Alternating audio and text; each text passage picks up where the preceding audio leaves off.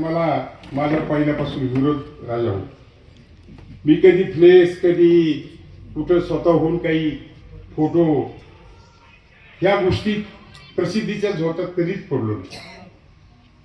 परंतु मखरे सरांनी आणि जरे साहेबांनी त्यांच्या सर्व मित्रमंडळींनी पीटर रणसिंगचं नाव घ्यायचं विसरून गेलो.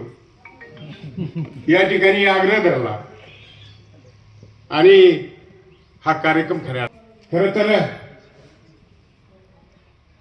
या तालुक्यामध्ये किंवा कॉलेजमध्ये शिकत असताना दादा आणि मी 71 ते 76 दोघेही निवास कॉमर्स कॉलेजचे विद्यार्थी. दोघांनी 76 साली कॉलेज सोडलं आणि 77 78 ते त्यांच्या पद्धतीने खऱ्या अर्थाने शेती करत होते. मी माझ्या पद्धतीने गोगरेगावात शेती कधी केली नाही बोडके साहेब, पण मी हॉटेल चालवतो.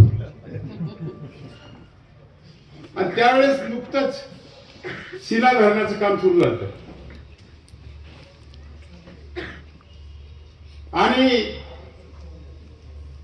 त्यावेळेस त्या शिला धरणातले अधिकारी असतील, ते अधिकारी दिवसभर लिंबावला काम करायचे आणि संध्याकाळी मात्र ते माझ्या हॉटेलवर येऊन चहा पिण्यासाठी यायचे आणि गुरुगाव म्हणून त्या ठिकाणी थांबायचे.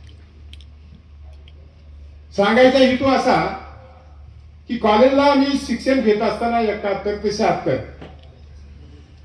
त्या काळामध्ये खऱ्या अर्थाने आम्हाला ज्या कॉलेजमध्ये अडचणी आल्या त्या अडचणी आमच्या नंतरच्या पिढीला येऊ नये, या तालुक्यातल्या खऱ्या अर्थाने मुलांना येऊ नये म्हणून दादा 80 साली आमदार झाले आणि त्यांच्या सहकार्याने 81 साली मी त्या ठिकाणी सभापती झालो.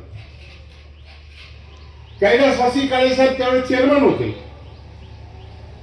आणि आम्ही दोघांनी निर्णय घेतला की आपल्या तालुक्यामध्ये रयतचं महाविद्यालय काढायचं आणि आमच्या जोडीला खऱ्या अर्थाने या ठिकाणी कैलासवासी प्रकाशित पटवा माझे मित्र,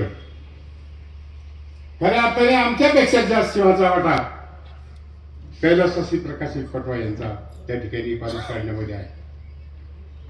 ठिकाणी मिळून खऱ्या अर्थाने या ठिकाणी पाठपुरावा केला.